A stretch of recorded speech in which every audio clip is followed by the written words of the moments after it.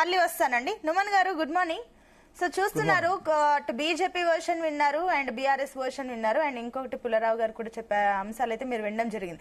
కానీ ఇవన్నీ విషయాలను అన్ని పక్కన పెడితే మీరు డిక్లరేషన్ ఇచ్చేటప్పుడు మీకు తెలీదా ఇది బీసీలకు 42% ఇవ్వాలంటే కూడా స్కెడ్యూల్ 9 లో పొందుపరచాలి, ప్రెసిడెంట్ ఆమోదం ఉండాలి, ఇవన్నీ న్యాయపరమైన చిక్కులు ఉంటాయి, ఇవన్నీ తెలియకుండా మీరు చేశారా లేదంటే కేవలం మీ లాభం కోసం డైవర్షన్ పాలిటిక్స్ కోసం ఇదంతా చేశారా ఏంటి? So very good morning to all the panel members, అందరూ వీక్షకులందరికీ నమస్కారం.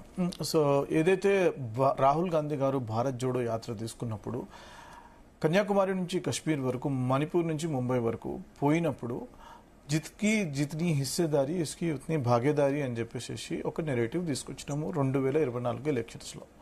ఎలక్షన్స్ కంటే ముందు కూడా తెలంగాణలో ఉన్నప్పుడు ఇక్కడ క్యాస్ట్ సర్వే చేయాలా, ఇక్కడ క్యాస్ట్ సెన్సస్ సర్వే చేయాలా అని చెప్పేసి మేము కామారెడ్డిలో ఆనాడు డిక్లరేషన్ చేసినాము. డిక్లరేషన్ చేసిన తర్వాత ప్రభుత్వంలోకి వచ్చిన వెంటనే దానికి ఎన్యూమరేషన్ ఫామ్స్ ని పెట్టేసేసి ప్రతి ఒక్క చోట పోయి డేటా ఎంత ఉందో కలెక్ట్ చేయడం జరిగింది. డేటా కలెక్ట్ చేసుకున్న తర్వాత ప్రజాపాలన ఫామ్స్ ద్వారా ఎంతమంది ఉన్నారని చెప్పేసి లెక్క తేలిన తర్వాత దానికి చట్టం కింద ఎట్లా తీసుకురావాలి అని చెప్పేసి దాన్ని ప్రభుత్వము అసెంబ్లీలో డిస్కషన్ చేసిన తర్వాత దానిని అసెంబ్లీ బిల్ పాస్ చేసింది. దానిని గవర్నర్, అది అసెంబ్లీ తర్వాత అది గవర్నర్ పోయిన తర్వాత అది ఆర్డినెన్స్ కింద మారడం వల్ల, ఆర్డినెన్స్ ఉండడం వల్ల ఆ గవర్నర్ మూడు రకాలుగా స్పందించవచ్చు. ఒకటి అప్రూవ్ చేయొచ్చు, ఒకటి రిజెక్ట్ చేయొచ్చు, ఒకటి రిజర్వ్ ఫర్ ద ప్రెసిడెంట్ చేయొచ్చు. ఆయన రిజర్వ్ చేసిన ఫర్ ద ప్రెసిడెంట్స్ అప్రూవల్. అది ప్రెసిడెంట్ అప్రూవల్ ఆర్టికల్ 200, ఆర్టికల్ 201 ప్రకారం ప్రెసిడెంట్ 90 days లోపు డిసిషన్ తీసుకోవాలా. కానీ 90 days అయిపోయినా సరే డిసిషన్ తీసుకోకపోవడం వల్ల ఈరోజు మనం ఈ డిస్కషన్ చేస్తున్నాం.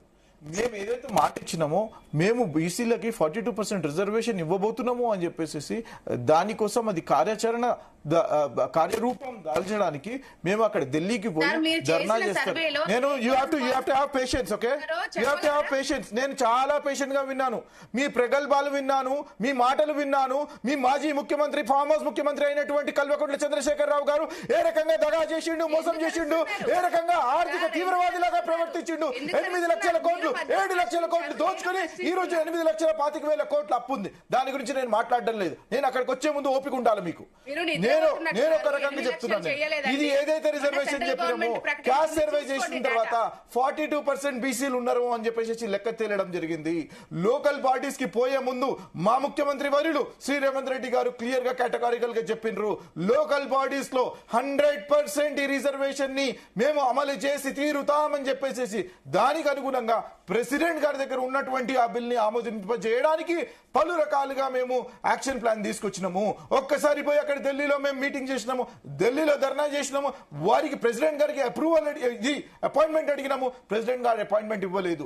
ఈ రోజు Abhishek Manu Singhvi, senior most supreme court lawyer అయినటువంటి అభిషేక్ మను సింఘ్వి గారి దగ్గర, సుదర్శన్ రెడ్డి గారి దగ్గర, subject matter experts, legal experts అయినటువంటి వీరి దగ్గర కూర్చొని ఏ రకంగా దీన్ని వారి ప్రెసిడెంట్ గారి ద్వారా అప్రూవల్ తీసుకురావాలి అని చెప్పేసి దానిని డిస్కషన్ చేయడం జరుగుతుంది. బీజేపీ వారు మాట్లాడారండి, ఐ హావ్ ఎ సబ్మిషన్. ఏమని చెప్పారండి బీజేపీ లీడర్ ఏమన్నారండి? బీజేపీ లీడర్ ఏమన్నారండి? తమిళనాడులో 69% రిజర్వేషన్ అమలవుతుందా అని చెప్పేసి 1994, 1995 నుంచి అది రిజర్వేషన్ అమలవుతుంది. ప్రెసిడెంట్ అప్రూవల్ చెందింది, 9th షెడ్యూల్ లో ఉంది. మిత్రులకి తెలియదు అనుకుంటా, అందుకని చెప్పేసి ఇక్కడ వచ్చేసేసి అబద్ధాలు మాట్లాడుతుంటారు. భారతీయ జనతా పార్టీ ముందు నుంచి భారతీయ జూటా పార్టీ, భారతీయ జుమ్లా పార్టీ మీడియా ముందుకు వచ్చి ప్రతిసారి అబద్ధం చెప్తూ మీరు ప్రచారం ఏ రకంగా చేస్తున్నారు, ఆ రకంగా చేస్తున్నారు.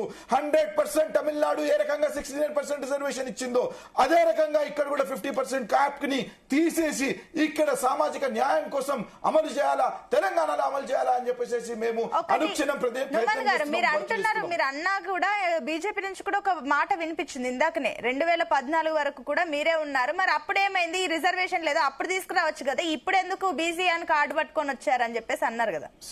మీరు అనుకుంటే అప్పుడే చేయొచ్చు కదా. రిజర్వేషన్స్ ఏదైతే మాట్లాడుతామండి హేతుబద్ధంగా జరగాల, క్యాస్ట్ సెన్సస్ జరగాల, డేటా కలెక్ట్ చేయాలా, ఏది ఉన్నా సరే నేను ఆ ఇష్టం వచ్చిన ప్రకారం నేను ఇచ్చేస్తా అంటే కుదరదండి.